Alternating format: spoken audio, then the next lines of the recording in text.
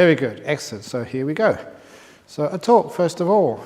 So many of you are already way off in the future and you don't understand uncertainty and impermanence. You think the retreat is going to end today. Have you not heard about the laws of impermanence? That sometimes we make all these plans and they don't actually work. And sometimes when they don't work, life gets much better. So don't make so much plans. You don't know whether the retreat's going to end or not. It reminds me of one of the stories which was in the book Opening the Door of Your Heart, told to me by this New Zealand monk who was a monk in Korea. When they had retreats, it wasn't just 9 days. They were for 60 days. And they weren't the namby-pamby cream puff retreats like here. You had to sit on the concrete floor, getting up at 3 o'clock in the morning, maybe 10 minutes to go to the toilet, and then meditating 50 minutes, 10 minutes walking meditation, 50 minutes sitting meditation, 10 minutes walking meditation, right throughout the day till about 9 o'clock, 10 o'clock at night. And even your food, you wouldn't get up to go and get your food. Where you were meditating, you'd have a little bowl and the food would come to you. You couldn't even escape from the meditation hall for eating. And when it got to 9 or 10 o'clock, everybody laid down where they were sitting. You had to sleep in the meditation hall as well. There was no escape except to go for an interview with the master. And the master never said very good, but always very bad, and hit you. So people preferred to be in the hall than go and see an interview. And this had to go on for 60 days, no chairs, full lotus on the hard floor. Now this was a young guy, so he's quite fit and quite healthy. But even after 3 or 4 days of that, his knees were hurting, his back was aching, and there was another 57 days to go yet. And he really thought whether he could make it or not. And the worst part, being a Westerner in these Asian monasteries, is you open your eyes and you see all the Asian monks sitting there perfectly straight. And you feel, ugh. If I could only see one of them nodding or one of them hurting, I'd feel much better. So because of his cultural racist pride, he carried on for another few days. And those days extended like weeks. You know when you're really hurting? And as soon as you can get up to stretch your legs and just do 10 minutes of walking, you have to sit down again and the pain comes back. It was so tough. 2 weeks went past and he just wanted to run away.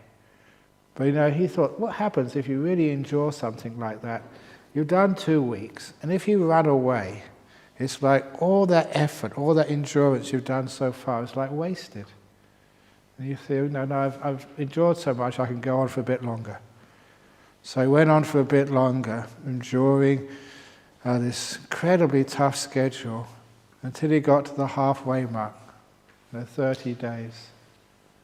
Now, when you get to a halfway mark, you think, well, I've done half, the other half should be easy, but it's never like that.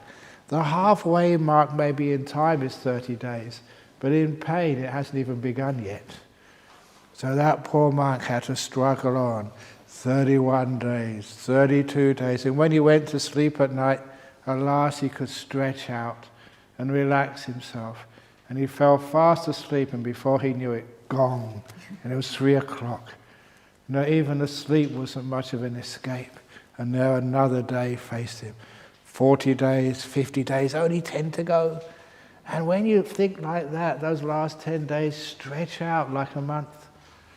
But of course it had to come the very last day of the retreat. He woke up, only 1 day to go, just like you, the last day. And if you think like that, the time gets even slower. Every meditation was going on like hours, even though it's only supposed to be 50 minutes. And even the very last meditation, this was the last meditation, He sat down there, only 50 minutes to go. And in those monasteries, they don't keep like the 8 precepts. So when the retreat was going to be finished, they had a feast for everybody. A huge feast, and even better, hot baths. You know those Korean hot baths? This was actually in Korea. Those beautiful hot baths, you can just go and sit in there and relax, and all the aches and pains can go away. And he was just dreaming of those hot baths and that wonderful feast for the end of the 60-day retreats, which was waiting for him. You could almost smell it. But that was only for a second. Then the pain came in. And it came and came. Oh, when's going to be the hot baths? Pain. 60 days of sitting for such unnatural position for a Westerner.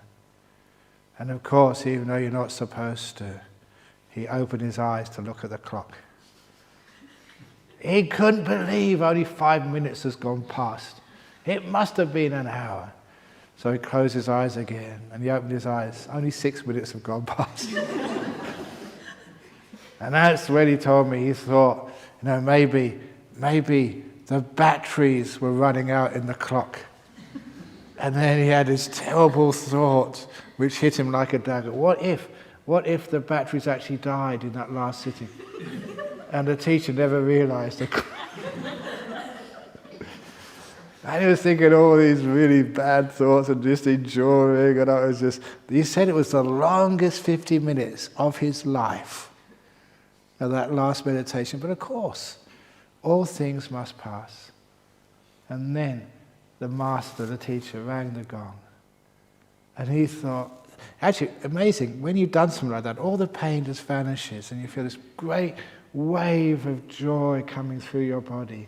He's achieved something, he's done it, he's made it. Bring on the hot baths. And then the master rang the gong again. He said, I have an announcement to make. Many of you in your interviews have been telling me how beneficial this retreat has been and how you've advanced in your spiritual journey. And a few of you have suggested that we extend this retreat for another couple of weeks. Having considered your request compassionately, I grant it. We'll meditate for another 2 weeks. Cross your legs and carry on meditating. And this actually happened. And this guy, he crossed his legs, he had no choice. But he said he never felt any pain. Amazing. All he felt is sheer anger.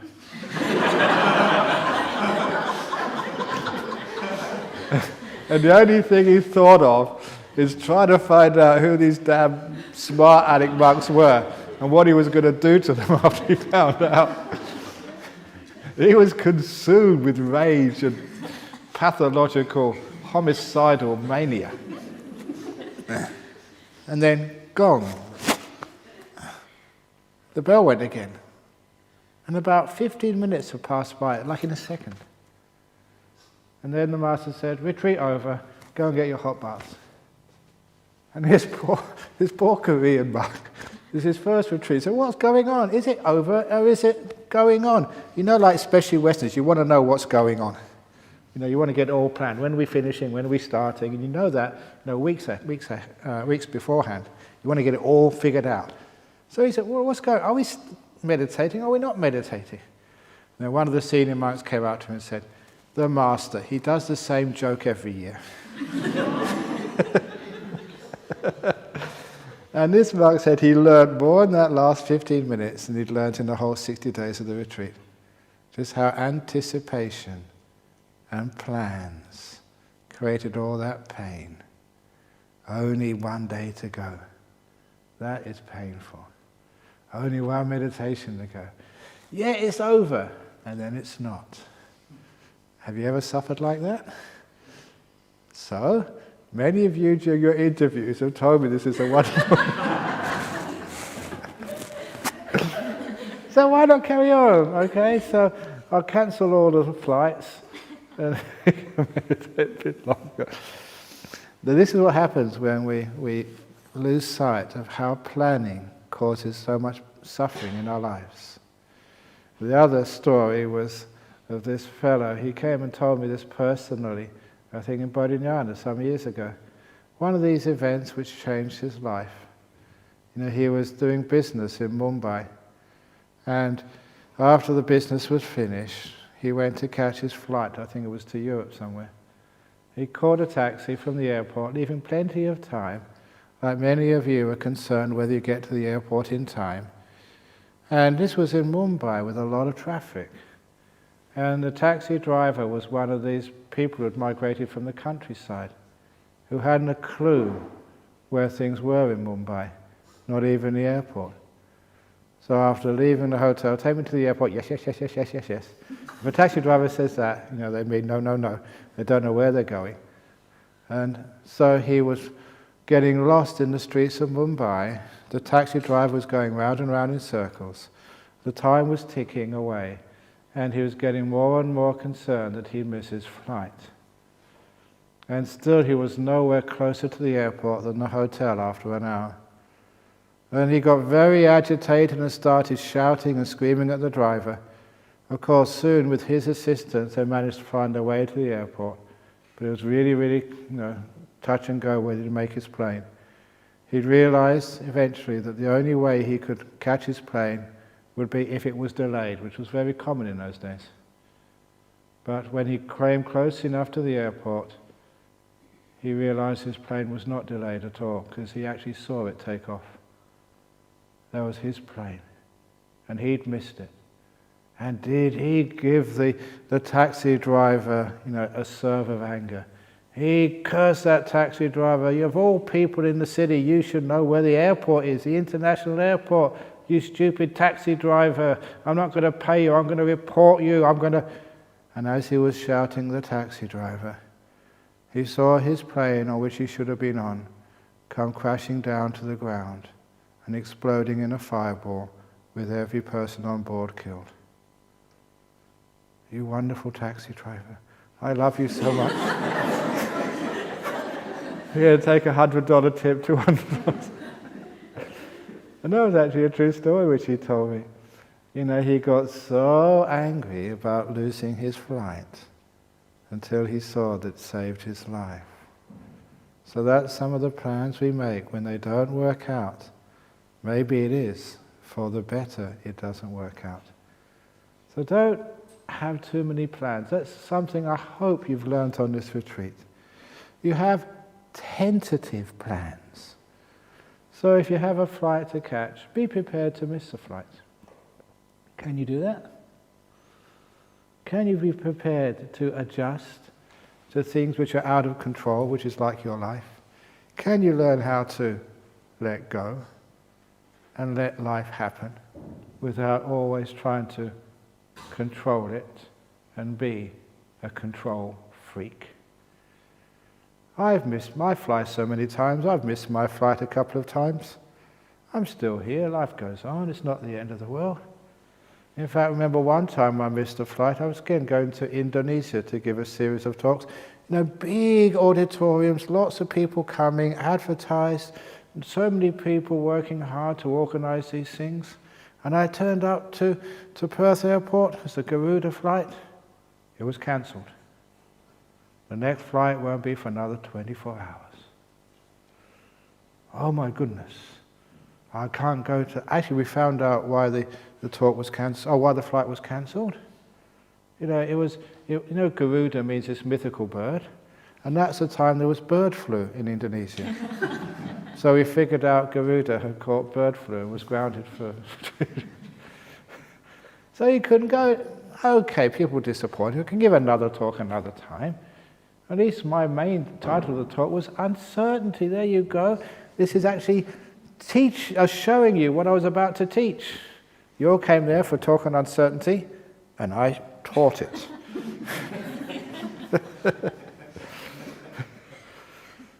So, when you've learned something from this retreat, because people keep on saying, how should I practice when I get home?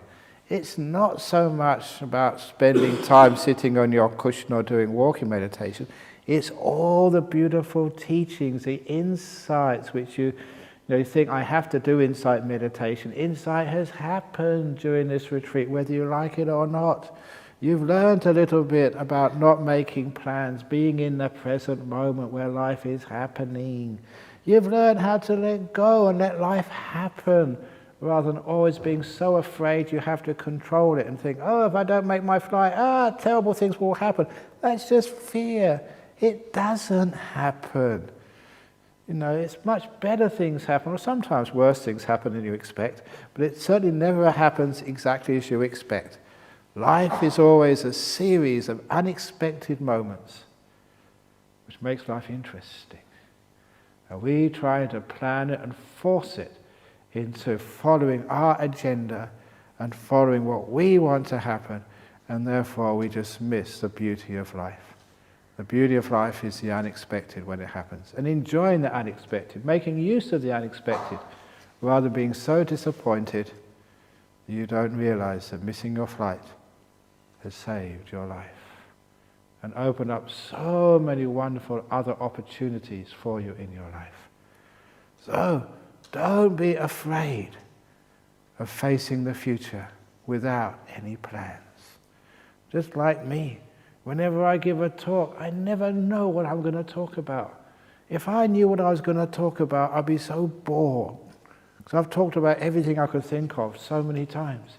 Every joke I've told so many times.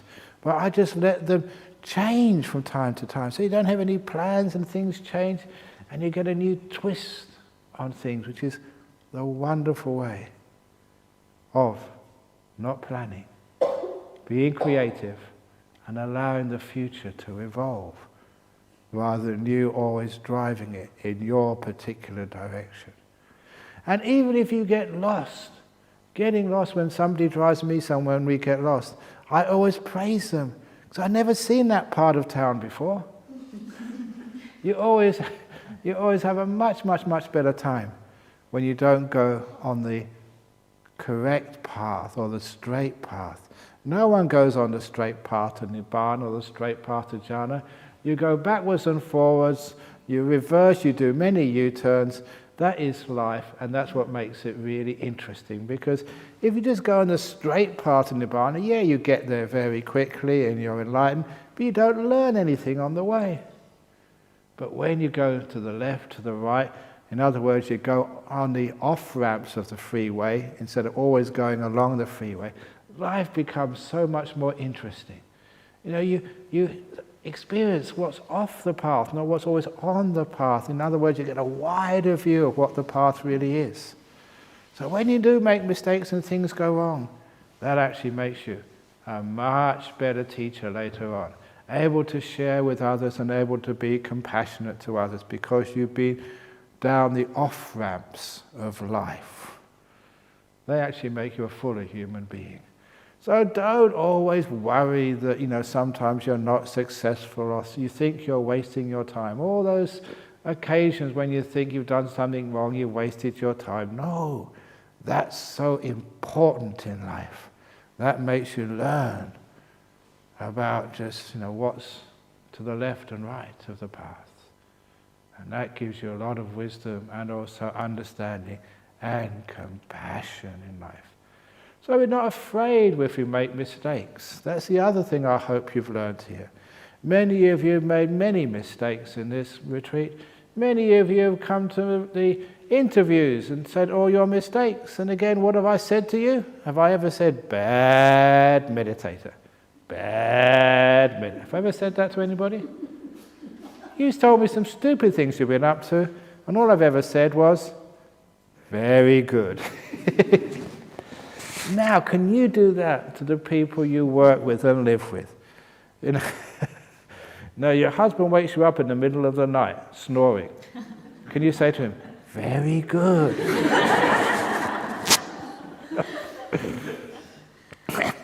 You slip over and hit your head.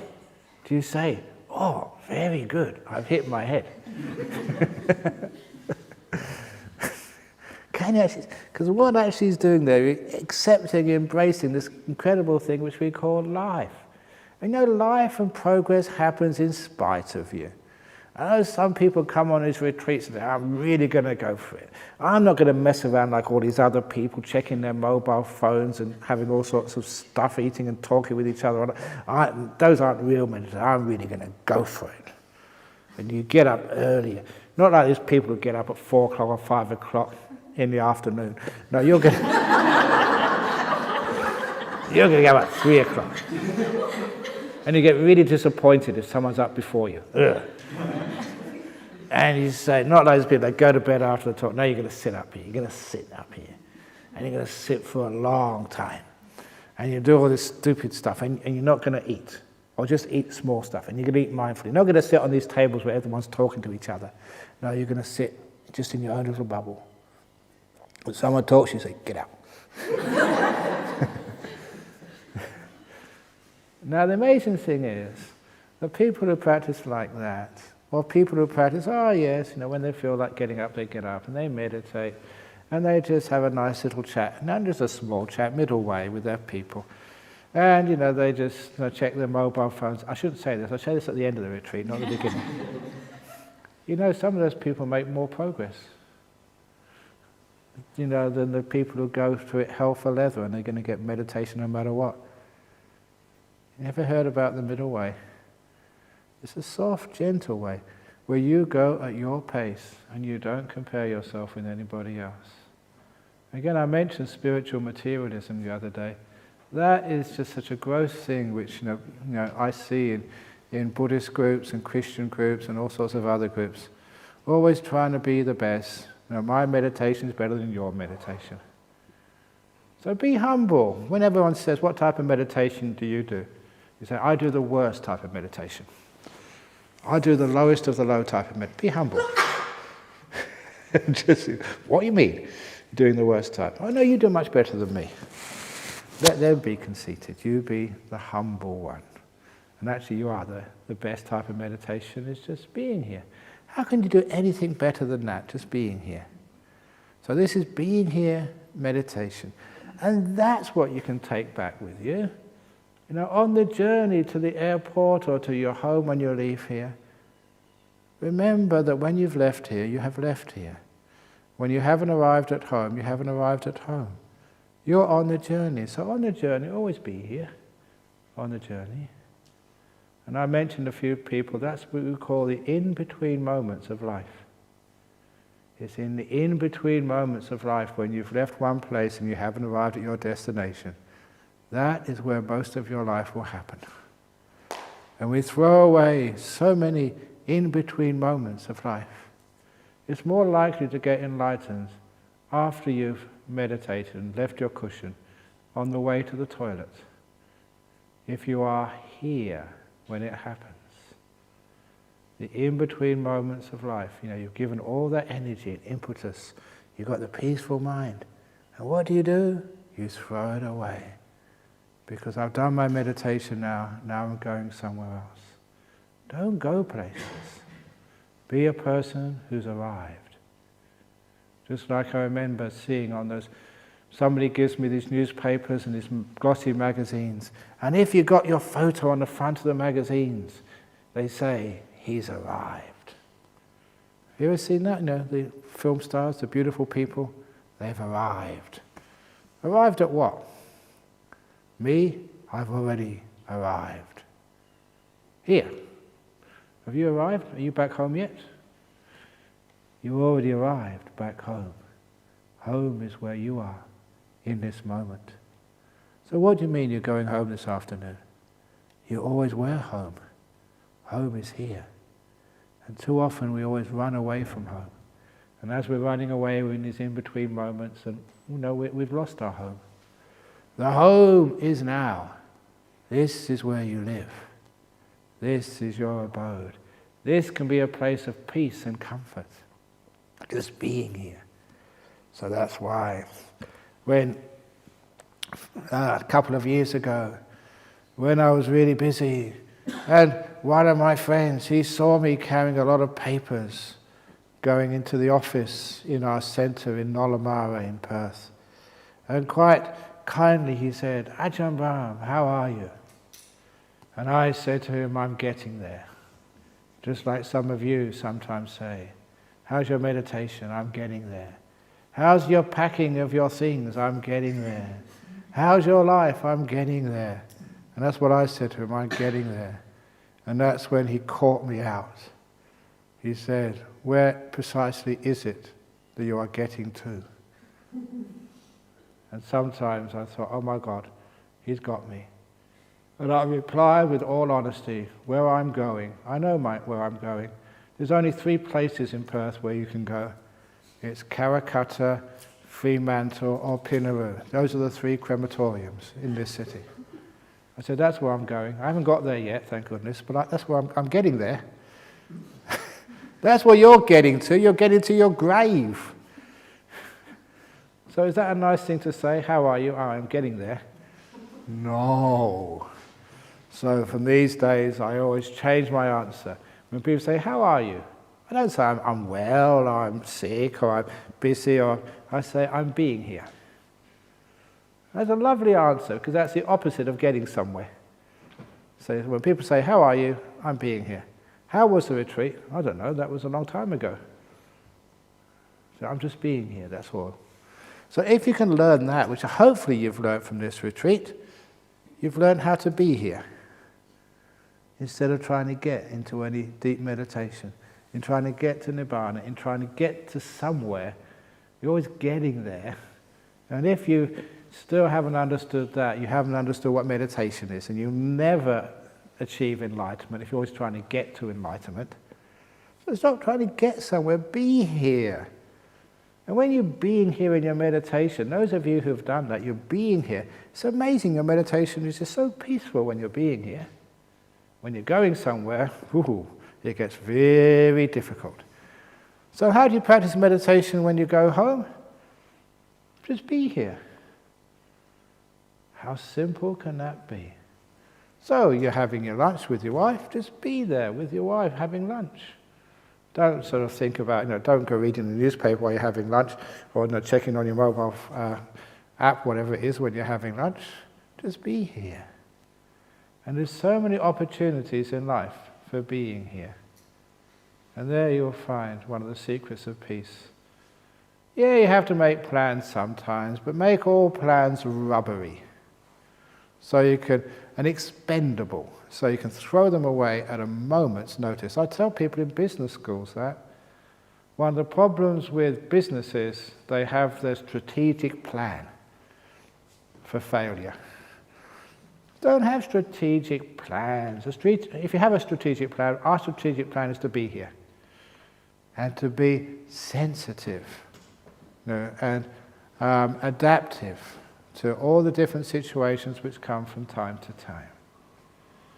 If you really want to know how that works in practice, one of the very simple stories, which I learned when I was a kid, which again, one of those stories which changed my life, which I should have mentioned this in meditation, because it works in meditation as much as it works in your business.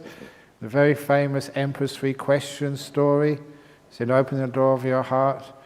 Emperor's 3 Questions, he wanted to find a religion, which didn't have all this rigmarole and ceremonies and goodness knows what else. So he decided the only things he needed to know were when is the most important time, who is the most important person, and what's the most important thing to do. The when, the who, and the what of life. And some of you have heard that story before, so I'll go through it very quickly. It is, in the end, he found the answers with a little kid. And he taught him the answers to these 3 important questions. And I've told this to business schools, I use it in my meditation. I should have told you earlier, because this is how you meditate. When is the most important time? It's always now, yeah. That's the most important thing. So when is the most important time to say sorry to someone you've hurt? That causes so much suffering in life. You have the opportunity to say sorry. Look, I'm sorry I did that to you. I really care for you, I love you. Please forgive us. And that opportunity goes by, and it never comes back again. And you live your life with regret. And sometimes people die and you can't say sorry. When's the most important time to say how much you care and love somebody? I'll do it later on. No, do it now. Get the important things done now. When's the most important time to be peaceful? When is the most important time of the day to meditate? People ask me that question. Should I get up early and meditate before I go to work? Should I meditate at lunchtime? Should I meditate when I go home? People say, before dawn is the most important time to meditate. Other people say between 4 and 5 in the afternoon. When's the most important time to meditate? Is it when there's a full moon? Is that the most important time to meditate?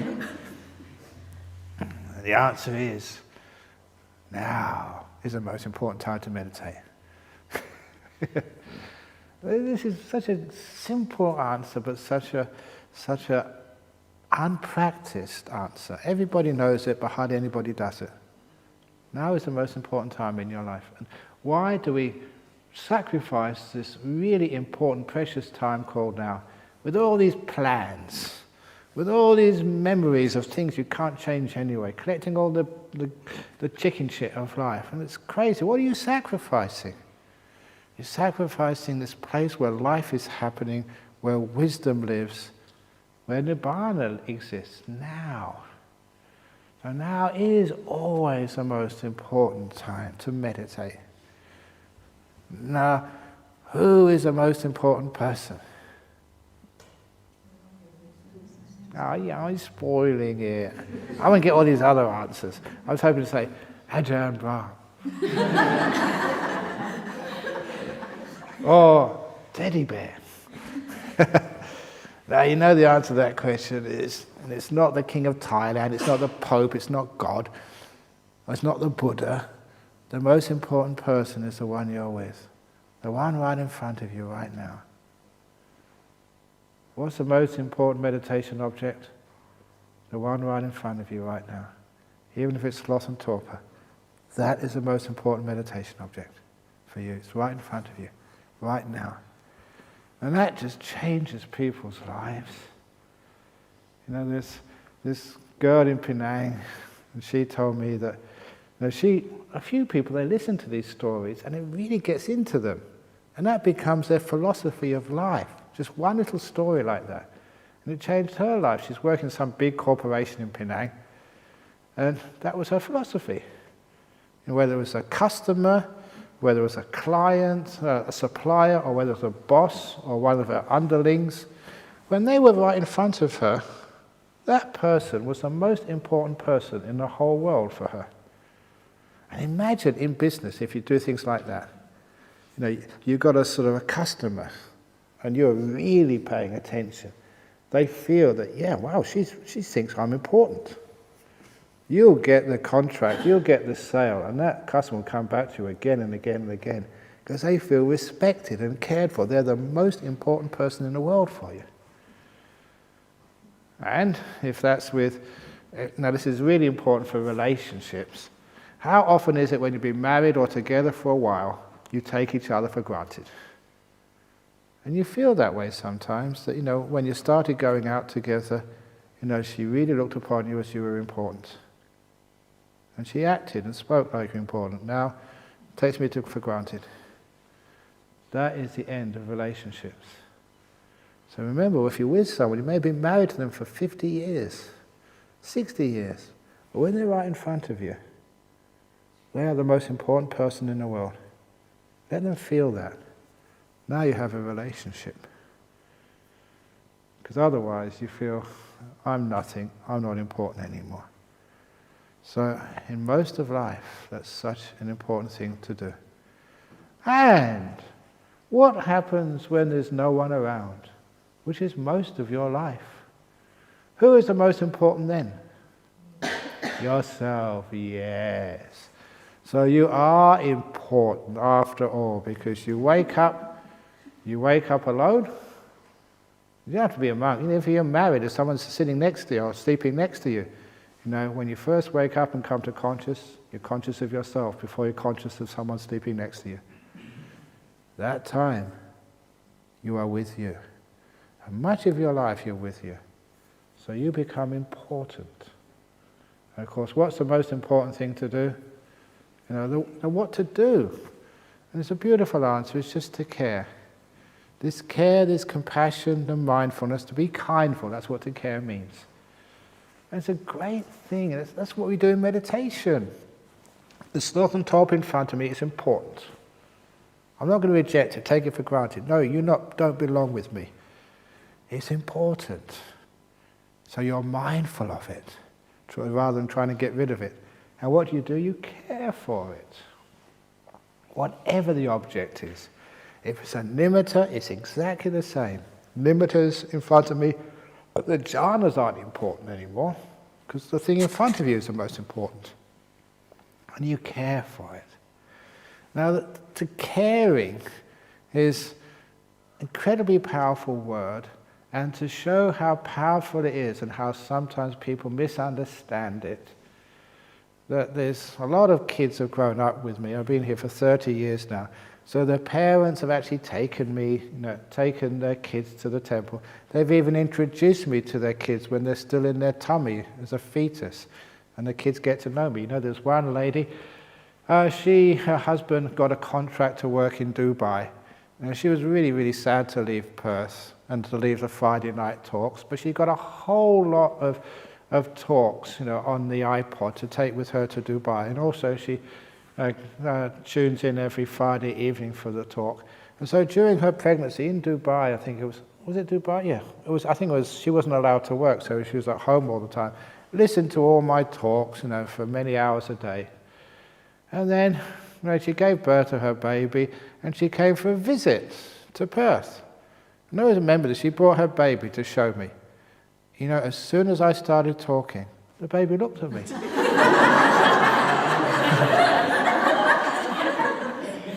The baby had recognized my voice because it heard me so many times when it was in the womb. And it's a wonderful thing to see that. So they actually, they do recognize these things. But just caring for people. It was this kid, he grew up with me, and I went to university and just wondering what to do with his life, and he was smart enough. He eventually became a doctor, and his first year was being an intern. He came to see me at Nolamara Temple once, really distraught. He was wondering whether he made the right choice being a doctor, because the previous day, he tragically lost one of his first patients. This young woman, and maybe in her early 20s, it was under his care and didn't work out. She died, and he had to tell, this man that the person he loved most in life was now dead, and that his two children now had no mother. And that just was such a difficult thing for him to do the first time. It just cut him in half. Imagine having to do that. And even though he'd done everything you could possibly do, people feel responsible. You always think in that situation you have someone's life in your hands and you fail.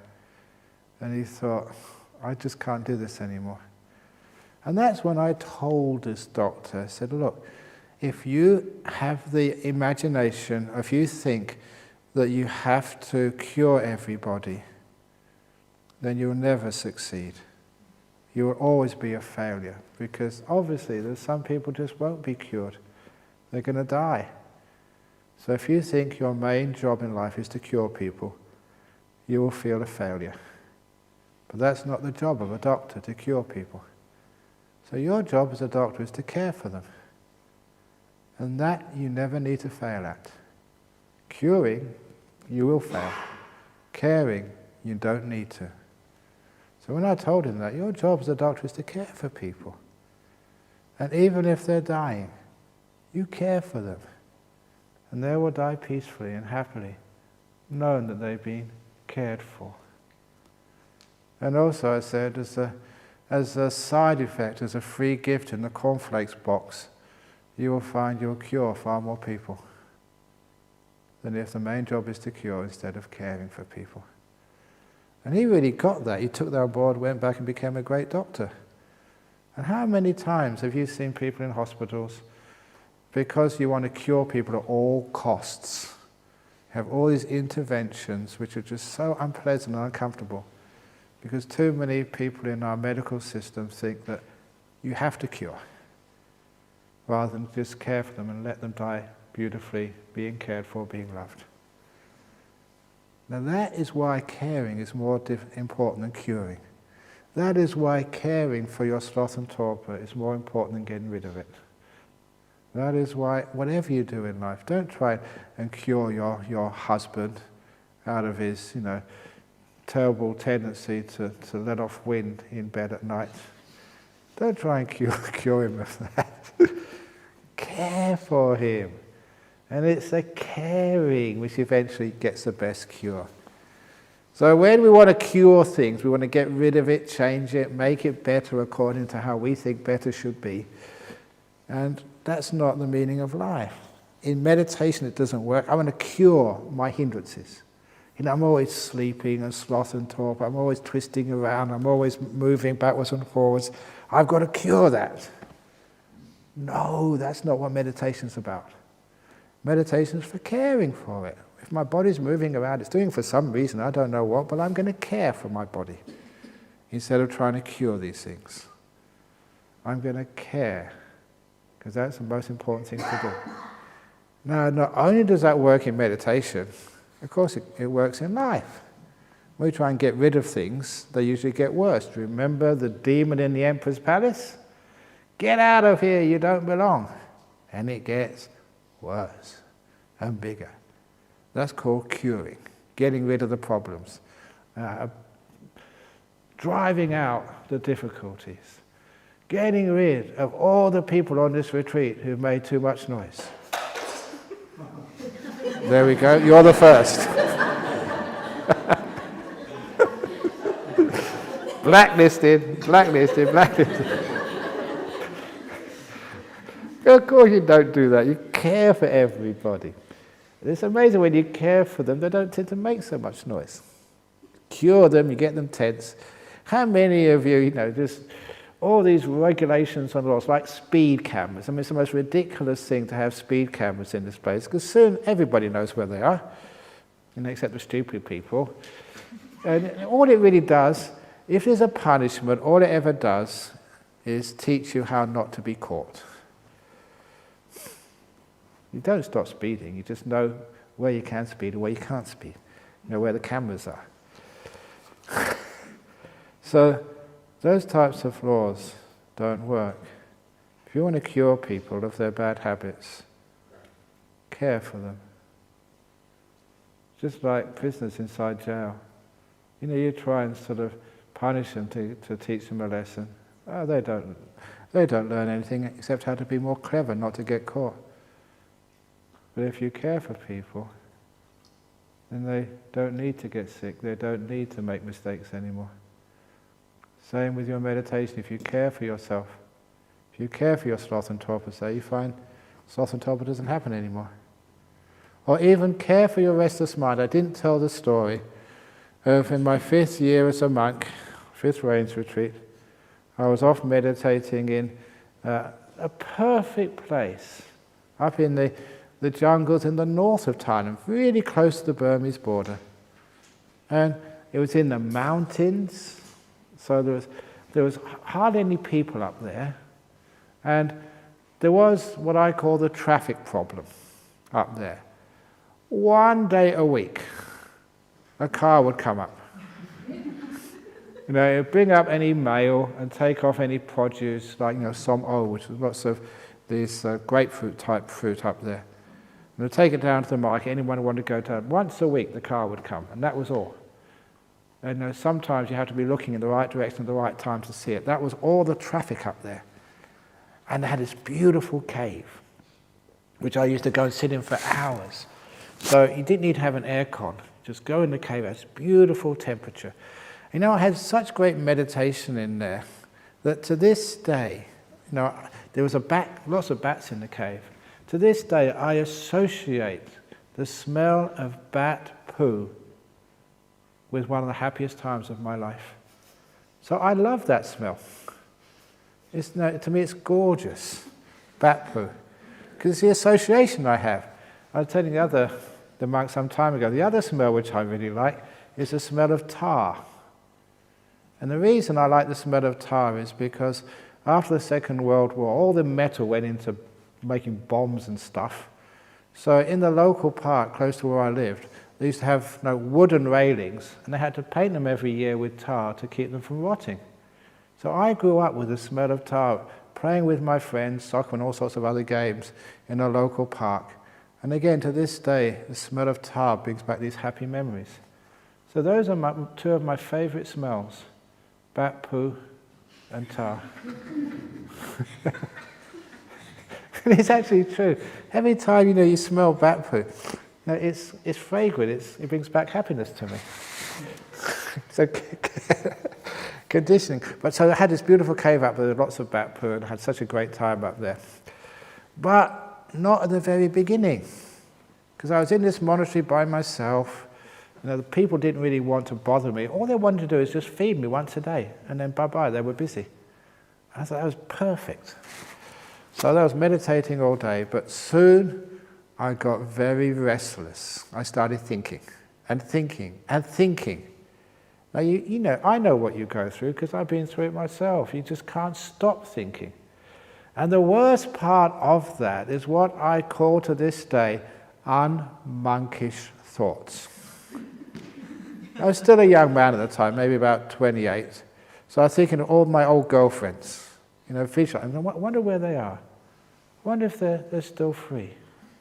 I wonder... Stop it! You weren't with that hard to contact. Oh no, stop it!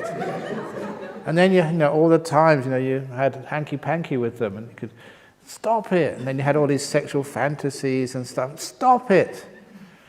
And it was impossible to stop. And I was sitting there, so come watch your breath, you're a monk. Yeah, but she was really nice, stop it. And it was a battle which went on all day. Even though I was embarrassed about it, and I always loved being a monk, I've said that to you, and I really mean that. But these things kept coming into my mind, and I couldn't get them out. Do you recognize what I'm talking about? Now, I was trying, and I was getting so frustrated. And I didn't have a teacher to talk to, because I was in this monastery by myself. There's no mobile phones to call up Ajahn Chart on the emergency line. You just couldn't do anything. So you were stuck there. And after 3 or 4 days of just going crazy, now the only thing I could think of is going to the Buddha statue, bowing, and asking for help. Just even though I don't believe in any supernatural stuff, when you're desperate, you believe in anything. And I was desperate. And an idea came to my mind. It was just do a deal. That was the idea. And for me, the deal was this, that I'd grant myself 1 hour every afternoon. And I remember it was from 3 to 4, where I could think of anything. And I wouldn't stop it at all. Even the weirdest sexual fantasies, imagining being in bed with your ex-girlfriend, anything would be allowed from 3 to 4 p.m. The rest of the day, I'd watch my breath and be a good monk. That was the deal. Sounded fair enough. Mind, if you wanted to think that sort of stuff, okay, I'm going to let you, but only 1 hour a day. The rest of the day, you behave. And it was this great battle still. My mind didn't want to do the deal. It wanted to, I was trying to watch the breath, and these thoughts came in. Let's try and get them out. Okay, watch the breath again. Now they come in again. And I was exhausted by 3 o'clock. Because thinking takes more energy than anything else. I was totally exhausted. I went up to my hut, leaned against the wall, put my feet out. Okay, mind, now is your turn. You can think whatever you like. Any sexual fantasy, old girlfriend, romantic, whatever you'd want to do, you can. I'm not going to try and stop you. For the next hour, no exaggeration, my mind watched every breath without missing one. It was so easy and so peaceful. And at first I go, what's going on? I try and watch my breath, and then on my mind goes thinking of all these stupid thoughts. And I said, okay, stupid thoughts, you can come. And then my mind watches the breath. It's exactly the same as I say, when you're up here, you feel sleepy, you want to go to sleep. You go to bed and you can't go to sleep. Have you figured it out yet? controlling. Well, I was trying to control my mind, trying to get rid of those thoughts, trying to cure them rather than care for them. It was actually feeding them. I was trying to get the monster out of my mind. Get out of here, sexual fantasies, you don't belong. And that's why they kept coming. The monster grew bigger and more powerful. And instead, I said, okay, whatever thoughts want to come in, you can come in. Monster, welcome, thank you for visiting me.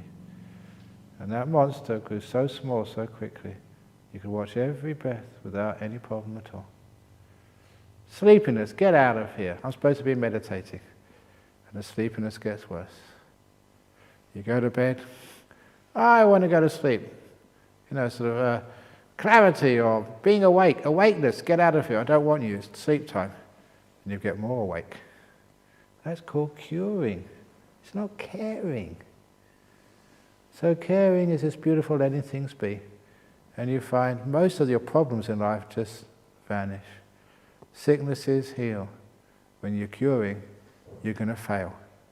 You're going to get so frustrated in life, which many people do, because you try and cure things rather than care for them. Changing things, you will always fail. Yeah, you'll succeed sometimes, but you'll fail. But caring, there's no reason why you should ever fail in caring for things. That is within your power. So that's how we meditate. So this is what you learn here.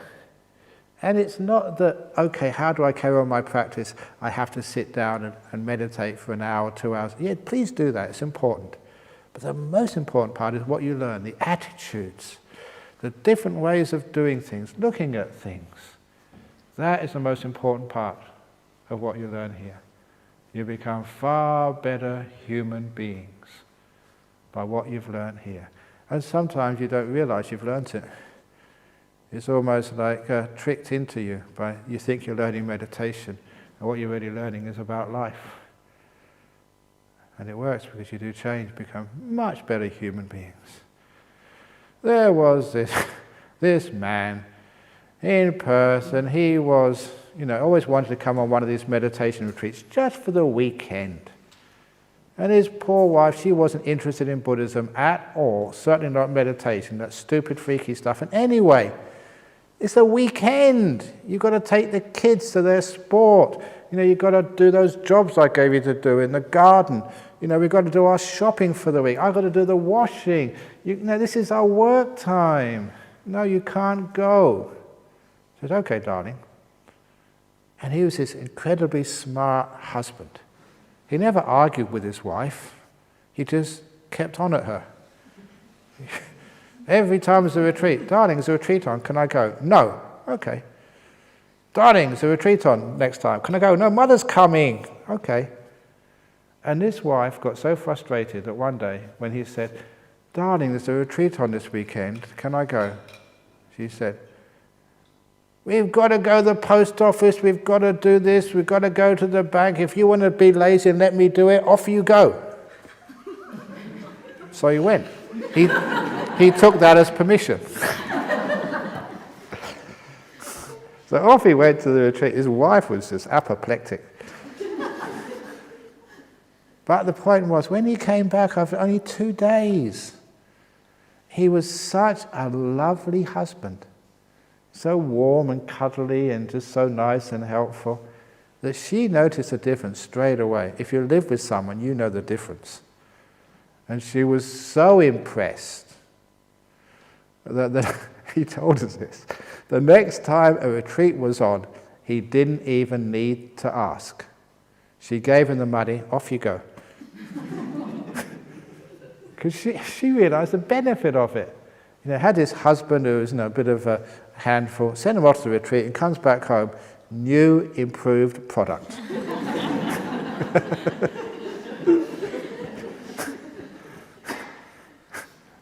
Why is that? Because you learn these incredible skills, and you'll find that happens. When you go home to your family, you'll say, wow, you're such a lovely husband. No, go again. So I tell people in general, if you ever have trouble with husbands, Don't complain or argue with them, just send them off to the next retreat. You know, when they go back home, there'll be a new improved version. Wonderful. Same as your wife, she gives you a bit of trouble. Send her here. After 9 days of meditation, with this beautiful, lovely wife who never complains, who just, whatever you do, says, oh, very good, darling. So that's sort of how it works. So that's the answer to the question, what do you do when you get home? Yeah, you can meditate, nice to meditate, but also remember just how to live life as well. Then you'll be successful and happy and healthy. Remember the 3 Emperor's questions. The most important thing to do is to care. Person in front of you, the thing in front of you, the job in front of you, you know, the journey in front of you, not the destination, not where you're going, not where you come from, but where you are, the in-between moments. That's the most important. And now is the most important time. So simple, but so incredibly effective in all parts of your life, no matter what you are doing. Now the most important time. The thing or the person in front of you, the most important. Oh, I didn't mention to you that, you know, if you're by yourself and you get up in the morning, you know what it's like getting up in the morning? Then you have to go to work. You don't want to go to work because you feel grumpy, you feel tired. And it's especially that many people these days, they don't have a husband or a wife, they don't have a partner, they live by themselves. So this is my teaching for you to do in the morning when you first wake up. You get up, you stand up, and you can actually, please join me, put your hands out like this. Hands out, right in front of you. And please follow what I'm doing. Do this in the morning, especially if you live by yourself. Bring them in.